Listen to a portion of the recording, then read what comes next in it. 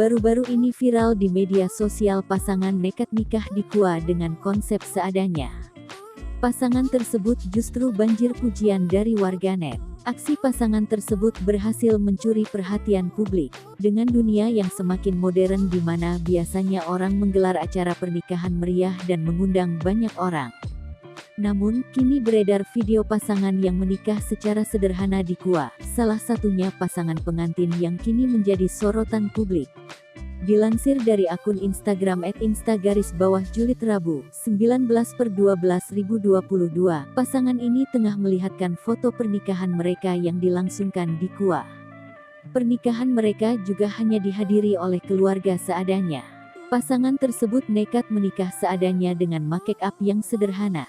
Makan di kafe hanya bersama keluarga seadanya karena mereka ingin uangnya untuk kebutuhan setelah menikah nanti.